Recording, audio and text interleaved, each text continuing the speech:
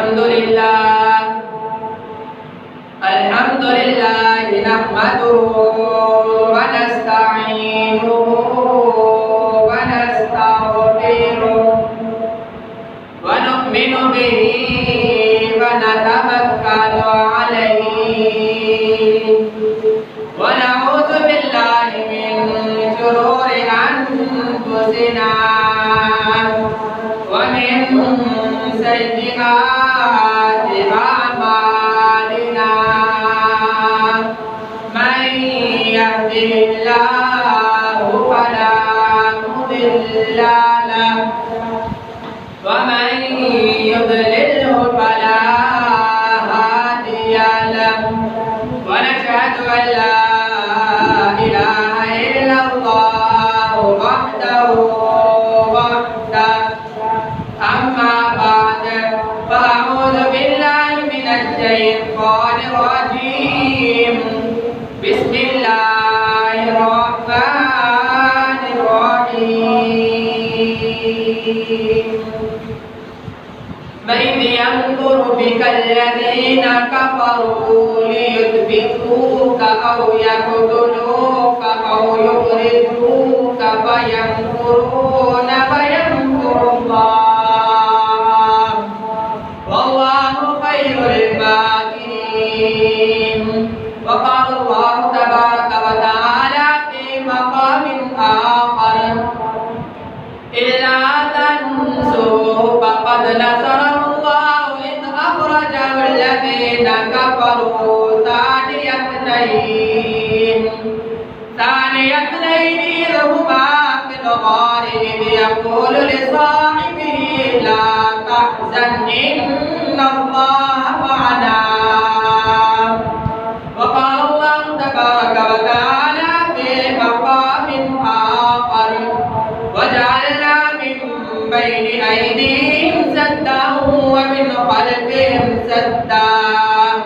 فأغشيناهم فهم لا يبصرون آمنت بالله صدق الله العظيم وصدق رسوله النبي الكريم ونحن على ذلك لمن الشاهدين والشاكرين والحمد لله رب العالمين اللهم صل على محمد وعلى آل محمد كما صليت على إبراهيم وعلى آل إبراهيم إنك حميد مجيد اللهم بارك على محمد وعلى آل محمد كما باركت على إبراهيم وعلى آل إبراهيم إنك حميد مجيد کہ روندے جا رہے تھے پھولوں پہ جسم خاروں پر کہ روندے جا رہے تھے پھولوں سے جسم خاروں پر ادھر مکے میں تنگ تھا سانس لینا ایمانداروں پر کہ روندے جا رہے تھے پھول سے جسم خاروں پر ادھر مکہ میں دنیا تنگ تھی ایمانداروں پر بیچارے سانس آزادی سے لینے کو ترستے تھے صحابہ پر اگرچہ قہر کے بادل برستے تھے رسول پاک کو مکہ میں تنہا چھوڑ کر جانا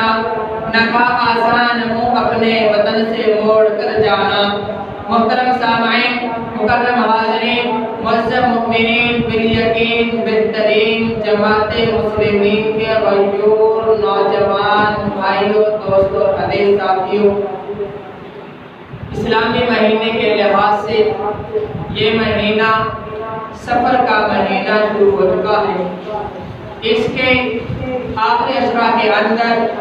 جناب نبی کریم صلی اللہ علیہ وسلم نے ہجرت کی ہے سفر کیا ہے، اپنے وطن کو چھوڑ کر مدینہ منورہ کے اندر جا کر ٹھکانہ لگایا ہے، وہاں جا کر اپنا گھر بسایا۔ حضور نبی کریم صلی اللہ علیہ وسلم کی عمر جب 40 برس تھی تو اس وقت آپ صلی اللہ علیہ وسلم پر وحی نازل ہوئی۔ جناب نبی کریم صلی اللہ علیہ وسلم کو تاج نبوت کا علن اعلان کلمہ توحید لوگوں تک پہنچانے کا اللہ رب العالمین کی طرف سے حکم دیا گیا۔ ایک روایت کے مطابق آپ صلی اللہ علیہ وسلم کی عمر مبارک 40 سال تھی، اور ایک روایت کے مطابق آپ کی عمر مبارک 40 سال 6 ماہ تھی۔ تو آپ صلی اللہ علیہ وسلم نے جب مکہ کے اندر 13 سال زندگی گزاری تو آپ صلی اللہ علیہ وسلم پر اور آپ کے صحابہ پر، آپ کے جانثاروں پر، آپ کے وفاداروں پر، آپ کے حقداروں پر، آپ پر اپنا سب کچھ قربان کرنے والے صحابہ کرام پر وہاں کی زندگی، وہاں پر سانس لینا تنگ کر دیا گیا۔ آپ صلی اللہ علیہ وسلم کے صحابہ کرام جو مختصر سی جماعت تھی، مشرکین مکہ نے انہیں تکلیفیں پہنچانا شروع کر دی، ان پر ظلم و ستم ڈھانا شروع کر دیے، ان کا وہاں پر رہنا تنگ کر دیا گیا، ان پر وہاں پر ایک دوسرے کے ساتھ ملنا جلنا، دین کو آگے پھیلانا، عبادت کرنا تنگ کر دیا گیا۔ تو جب آپ صلی اللہ علیہ وسلم نے یہ حالات دیکھے کہ ہمارے مختصر سی جماعت پر مشرکین مکہ نے رہنا مشکل کر دیا ہے، تو آپ صلی اللہ علیہ وسلم نے صحابہ اکرام کو ہجرت کا حکم فرمایا۔ کیا میرے صحابہ تم یہاں سے ہجرت کرو اور کہیں اور چلے جاؤ، کیونکہ آپ صلی اللہ علیہ وسلم کو یہ جانتے تھے کہ یہاں پر اگر ہم کسی طرح رہے تو یہاں پر یہ مکہ کے سردار ہمیں رہنے نہیں دیں گے۔ تو آپ صلی اللہ علیہ وسلم نے صحابہ کرام کو جب یہ حکم دیا تو سب سے جو عظیم دولت ہوتی ہے انسان کے پاس اپنی اولاد ہوتی ہے۔ حضرت ابو سلمہ، حضرت ام سلمہ اور ان کا ایک بیٹا، یہ مختصر سا قافلہ، انہوں نے جب آپ صلی اللہ علیہ وسلم کا ارشاد گرامی سنا کہ ہمیں ہجرت کا حکم ہو گیا ہے، تو یہ مختصر سا قافلہ جب ہجرت کے لیے روانہ ہوا تو وہاں سے مکہ والوں نے آ کر انہیں پکڑ لیا کہ آپ نے یہاں پر آ کر شادی کی تھی تو یہ بیٹی ہماری ہے، ہم اسے آپ کے ساتھ جانے کی اجازت نہیں دے سکتے۔ جو وہ خود ابو سلمہ تھے، ان کے رشتہ داروں نے آ کر ان کی اولاد کو، ان کے بچے کو ان سے چھین لیا کہ یہ بچہ ہماری نسل ہے، یہ ہمارے قبیلے کا بچہ ہے، ہم اسے آپ کے ساتھ جانے کی اجازت نہیں دے سکتے۔ تو ان سے ان کی بیوی بھی زبردستی جدا کر دی گئی، ان کا چھوٹا سا بچہ بھی ان سے جدا کر دیا گیا، اور وہ خود وہاں سے اپنی بیوی بچوں سے الگ ہو کر تنہے تنہا انہوں نے ہجرت کی ہے۔ یعنی کتنی بڑی ان پر مشکل وقت تھا۔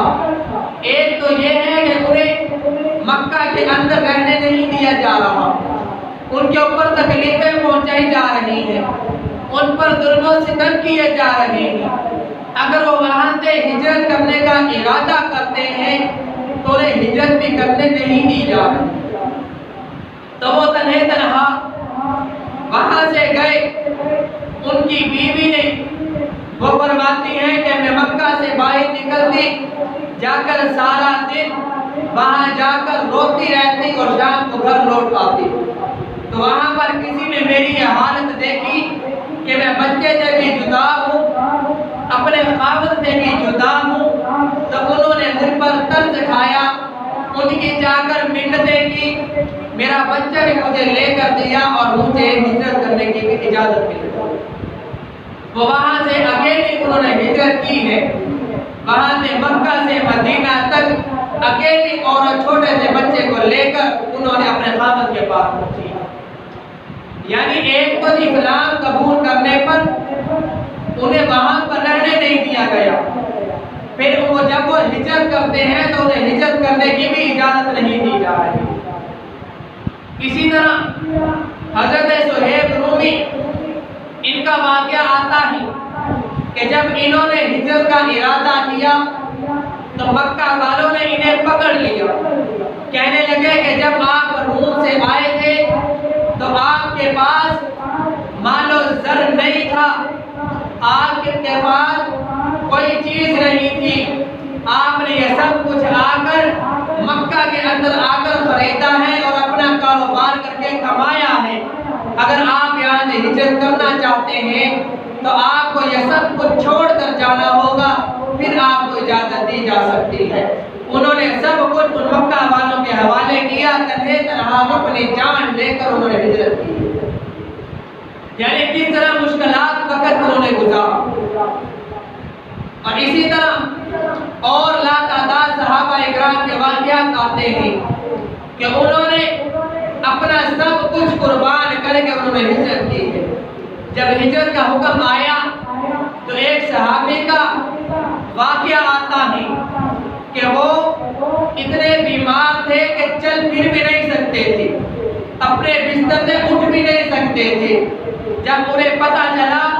کہ ہجرت کا حکم آ چکا ہے تو انہوں نے اپنے بچوں کو کہا کہ حالانکہ میں خود چل پھر نہیں سکتا،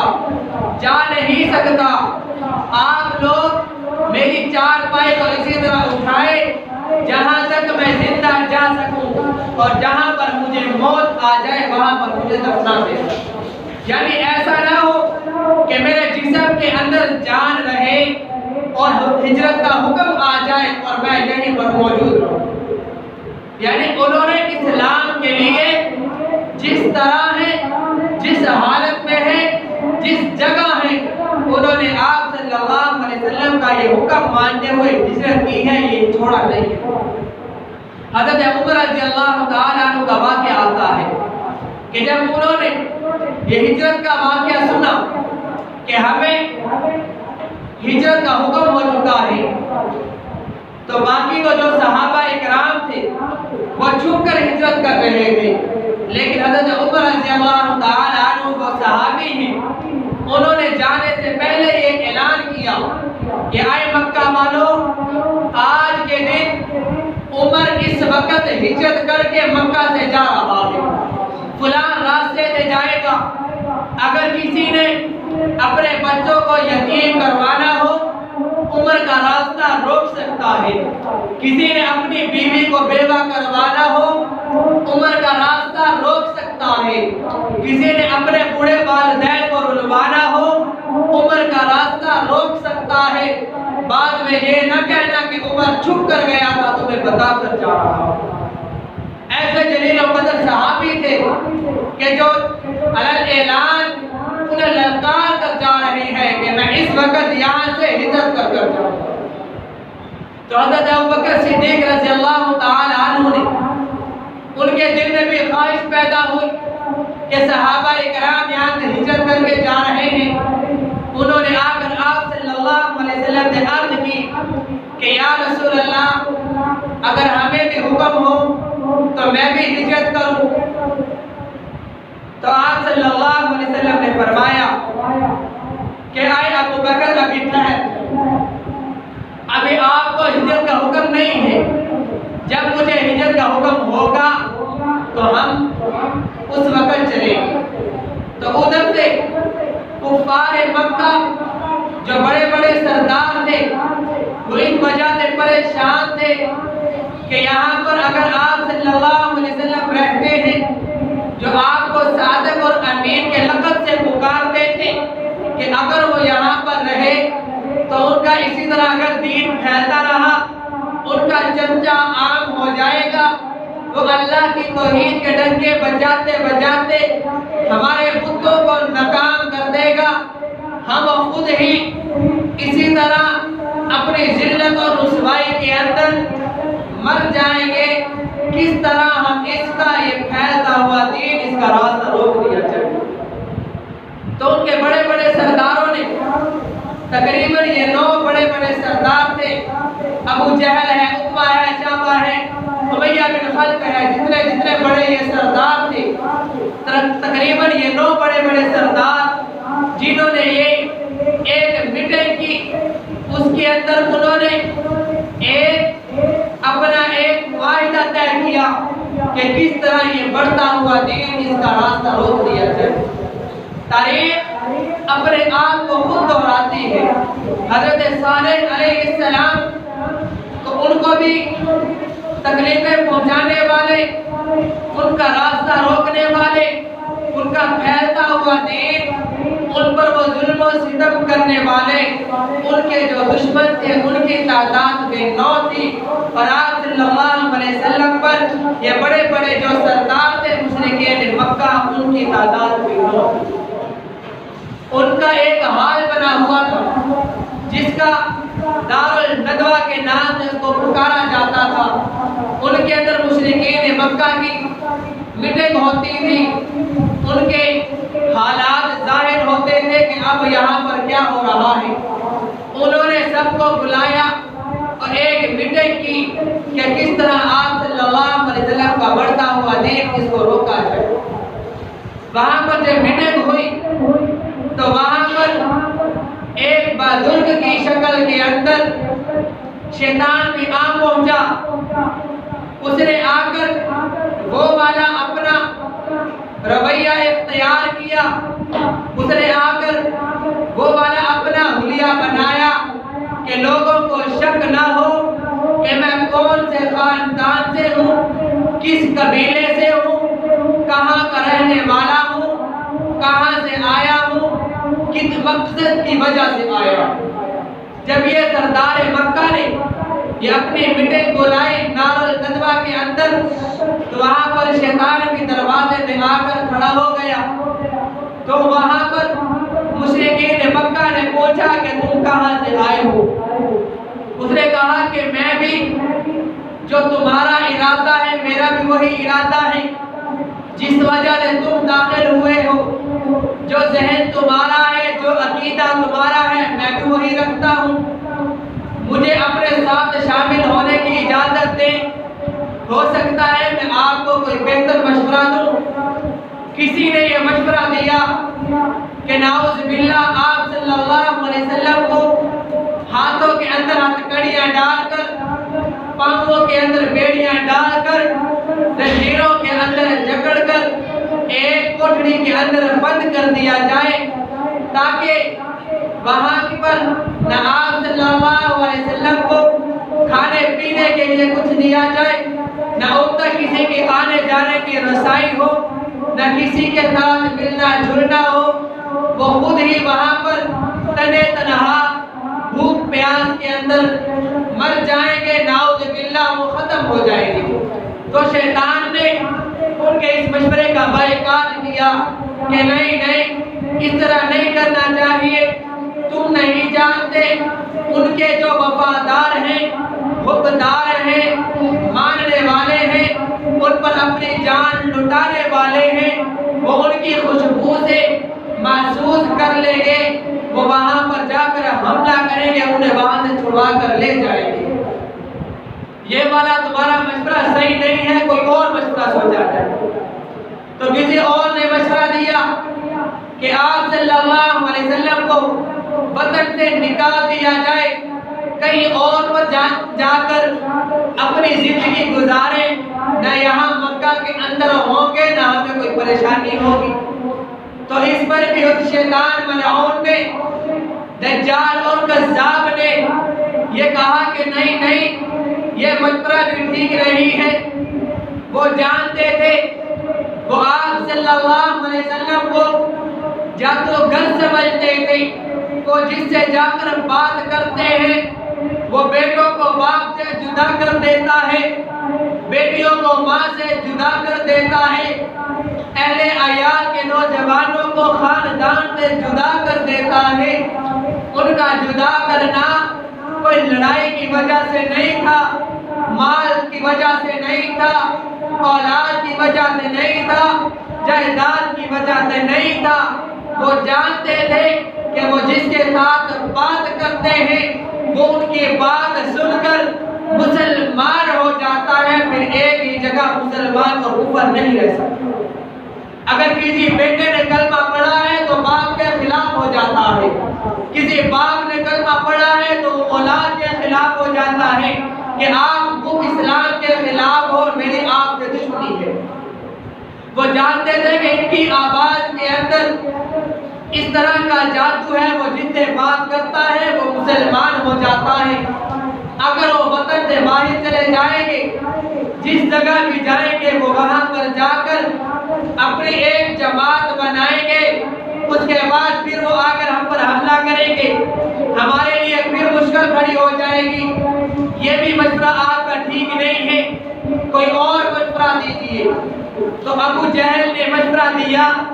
کہ نعوذ باللہ آپ صلی اللہ علیہ وسلم کو قتل کر دیا جائے، شہید کر دیا جائے۔ تو اس پر شیطان نے کہا کہ ہاں یہ مشورہ ٹھیک ہے، اس پر جب ہم عمل کریں گے تو اس کے لیے ہمیں یہ طرز عمل اختیار کرنا چاہیے۔ مکہ کے اندر جتنے بھی قبیلے ہیں سارے قبیلوں کو ایک ایک دو دو سرداروں کے جوان لے دیے جائیں، جن کی بات سارے قبیلہ والے مانتے ہوں، تاکہ سارے کے سارے مکہ والے مل کر اس کو ختم کر دیں گے،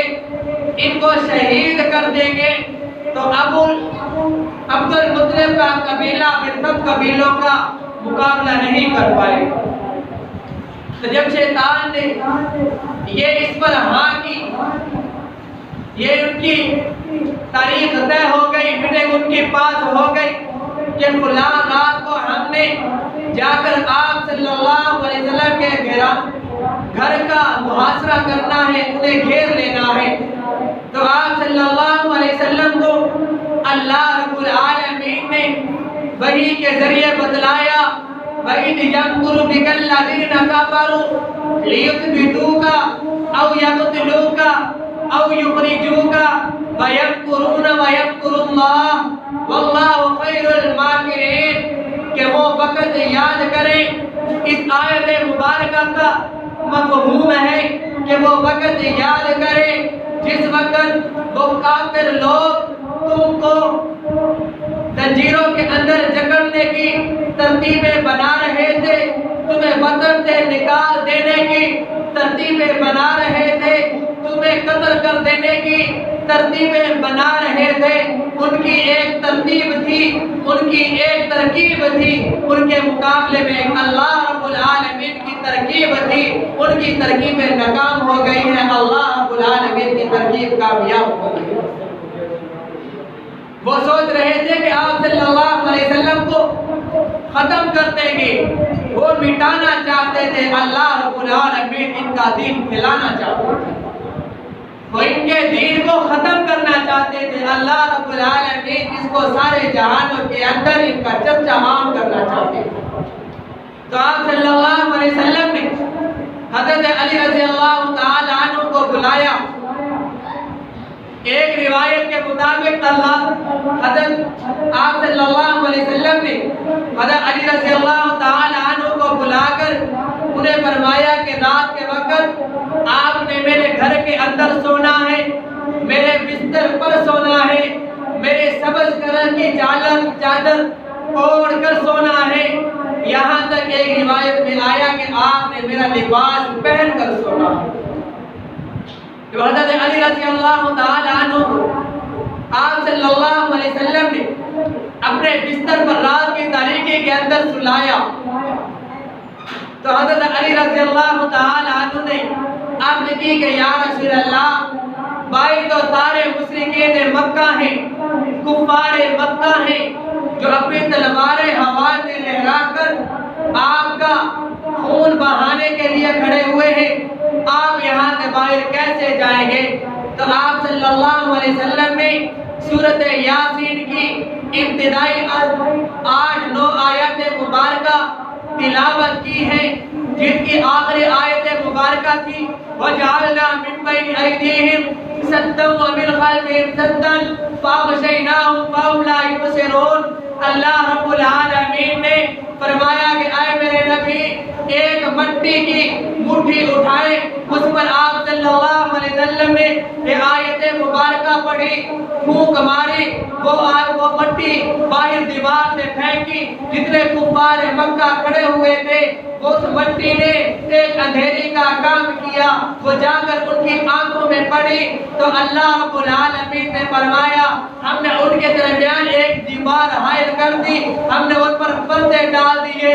آگے سے پیچھے سے دائیں سے بائیں سے ہم نے ان کی اس طرح ہم نے ان کی آنکھوں کو کر دیا کہ وہ آپ کو دیکھ نہیں سکتے۔ آپ صلی اللہ علیہ وسلم ان کے کندھوں سے کندھے ملا کر وہاں سے روانہ ہوئے۔